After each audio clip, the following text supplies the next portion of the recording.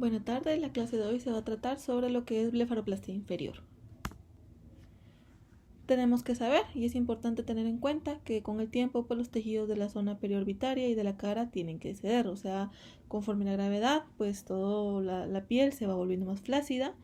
Estos cambios perioculares incluyen lo que es la caída de la ceja, conocida como ptosis de ceja, una acumulación excesiva de piel en el párpado superior, como lo que es la dermatocalasia, y un prolapso de grasa orbitaria en los párpados superior e inferior, que es causa del debilitamiento del tabique orbitario fibroso y los tejidos conectivos orbitarios. En cada caso, pues se debe tener en cuenta qué es lo que el paciente quiere, qué es lo que el paciente busca.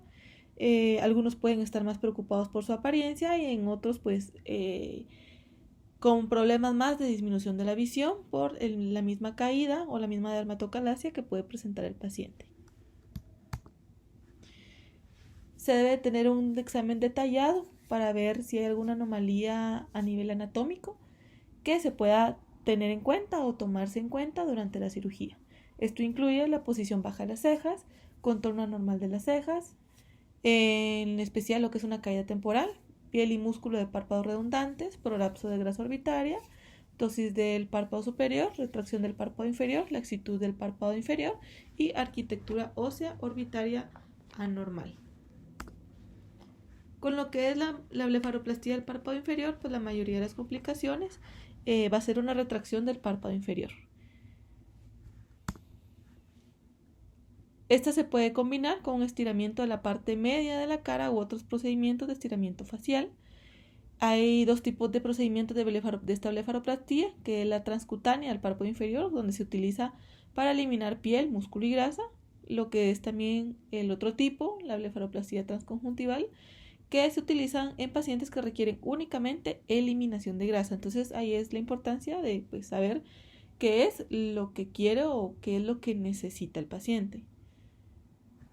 Algunos cirujanos pues combinan lo que es la eliminación de grasa transconjuntival con una pequeña blefaroplastia de pellizco solo de piel, ¿sí? Cuando se desea eliminar piel y poder eliminar algún tipo de arrugas finas.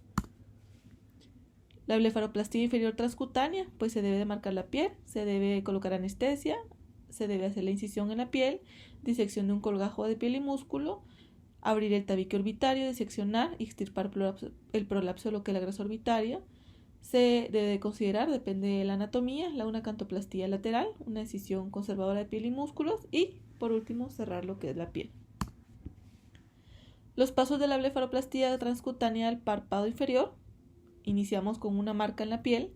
Se debe hacer una marca en donde se va a realizar una incisión subciliar de 2 a 3 milímetros por debajo de la parte inferior, en lo que es en el área inferior de las pestañas. Se debe extender la marca desde lo que es el punto puntual hasta el canto lateral y se debe llevar aproximadamente 5 milímetros lateral al canto lateral en una línea ya marcada o una línea de alguna arruga. Se administra anestesia en el párpado inferior con una aguja calibre 30. Se pasa por debajo de la piel de 1.5 a 2 ml y tener en cuenta de evitar el provocar algún tipo de hematoma. Se hace la incisión ya sea con un bisturí 15 o se puede utilizar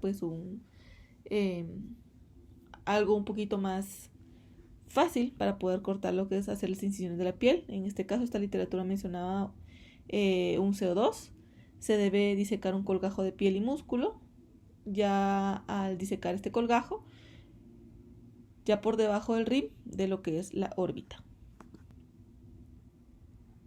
Aquí pues ya se debe de separar lo que es el orbicular y el tabique y ya pues se pueden ver lo que son pequeñas fibras que se extienden desde la superficie posterior del orbicular hasta el tabique y que se pueden cortar. En muchos pacientes se pueden ver alguno o dos neovasos o algunos vasos en la fascia postoorbicular que corren perpendiculares a las fibras del músculo, como lo que es el párpado superior, pero en este caso sería en el inferior. Estos nervios son un punto de referencia quirúrgico sutil, pero útil, que indican lo que es ya a qué profundidad estamos de lo que es el plano septal. Se debe de abrir el tabique orbitario y diseccionar la grasa orbitaria. Se identifica primero el tabique como una delgada membrana fibrosa que va a ser una capa que cubre lo que es la grasa orbitaria. Pues tiene muchas capas delgadas. En adultos mayores puede ser bastante delgado, lo que permite que la misma grasa prolapse por sí sola. Se debe de abrir el tabique con lo que son tijeras de Westcott. Se debe cortar este tabique que recubre la grasa para proteger los retractores del párpado inferior subyacentes, ¿verdad? Y así poder pues seguir teniendo una buena abertura de los párpados. Los 3 compartimientos grasos del párpado inferior son las almohadillas de grasa nasal, central y lateral. Las bolsas de grasa nasales y centrales van a ser muy fáciles de ver. Ya abierto lo que es el tabique orbitario, se deben de visualizar los compartimientos de grasa individuales. Se debe de abrir la fina capa de grasa fibrosa sobre lo que es la almohadilla. Sí pueden encontrar pequeños vasos en la cápsula que pueden requerir cauterio. Se diseca esta cápsula y posteriormente hasta lo que es la banda blanca de tejido, los retractores del párpado inferior pues ya los vamos a poder encontrar. Estos dentro de los retractores pues se van a encontrar lo que es el músculo oblicuo inferior. Antes de la excisión de grasa se debe inyectar un poco de anestésico local adicional en la grasa. Se debe utilizar un cauterio bipolar en la base de las bolsas de grasa y extirpar la grasa en el borde orbitario inferior y justo por delante de él. Esta excisión de grasa posterior al borde orbitario inferior se dará como resultado al paciente tenga un aspecto demacrado y hueco que es difícil de corregir. Por lo mismo es idealmente solo extraer o extirpar la grasa que protruye para no que sean grandes cantidades de grasa y provocarle al paciente este aspecto. Se debe de ser muy conservador. Se le puede pedir o se puede colocar al paciente sentadito para ver después de la excisión de grasa y poder tener un mejor cálculo de cuánta es la mayor excisión necesaria que se le debe tener al paciente para la cantidad de grasa que se va a obtener. Se debe recordar que no es la cantidad de excisión lo que debe ser simétrica, sino dejar cantidades simétricas de grasa en cada órbita. No se debe eliminar la grasa posterior al margen orbitario inferior y se debe observar como un gráfico imaginario, como más o menos 4 almohadillas medial para el prolapso de grasa, 2 en la central y de 0 a 1 en la lateral. Algunos pacientes se benefician de que haya un reposicionamiento de grasa orbitaria para poder evitar envejecimiento. A la hora de que vaya ocurriendo el envejecimiento, todo esto puede enmascarar un descenso de la grasa a nivel malar que ya pues se va obteniendo conforme los años. Se debe diseccionar las bolsas grasas nasales y centrales para nivelarlas y se debe eliminar cualquier grasa que se considere excesiva. Se puede voltear la grasa restante sobre un borde donde se puede observar un hueco antes de la operación y se sutura en su lugar con una sutura continua de Vicryl 6 ceros. Se debe llenar de modo que solo las almohadillas nasales y centrales giren sobre este borde.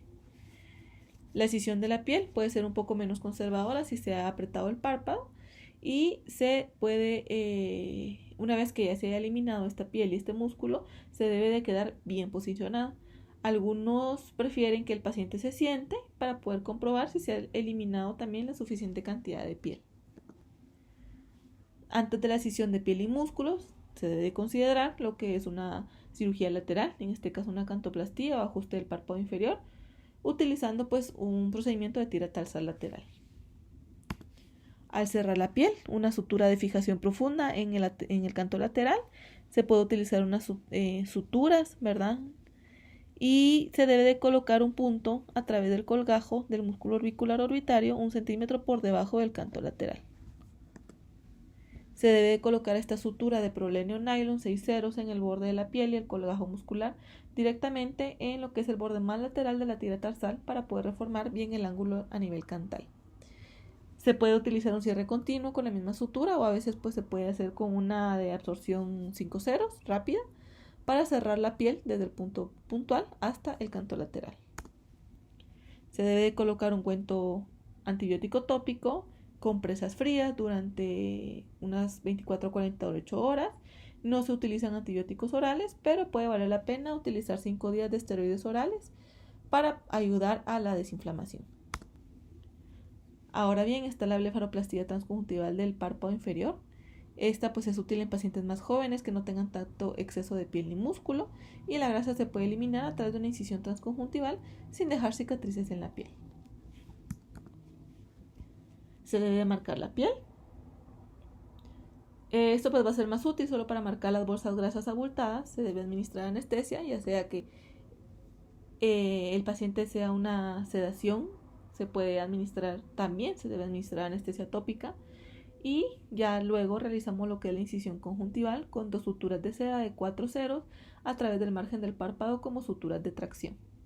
Se utiliza un bisturí número 15 para hacer una incisión en el borde inferior del tarso y se realiza a través de la conjuntiva y los retractores del párpado inferior hasta el nivel del músculo orbicular.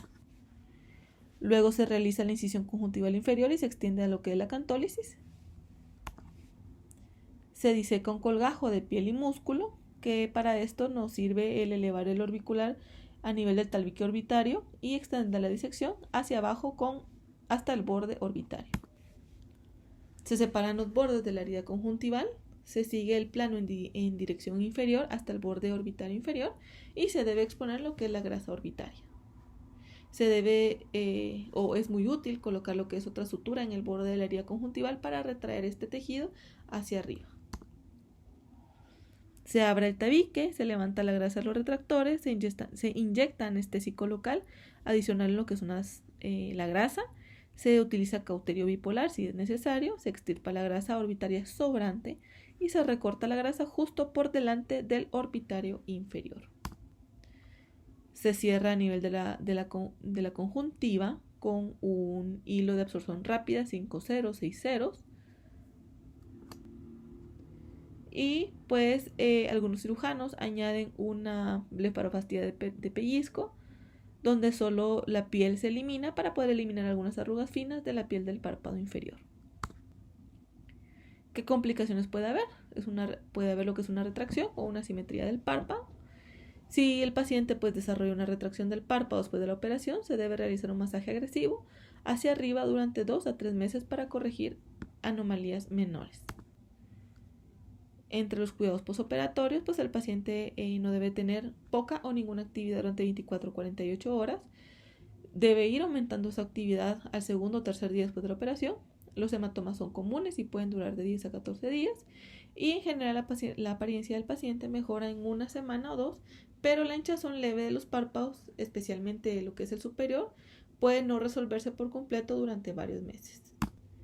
Esta sería la bibliografía. Muchas gracias.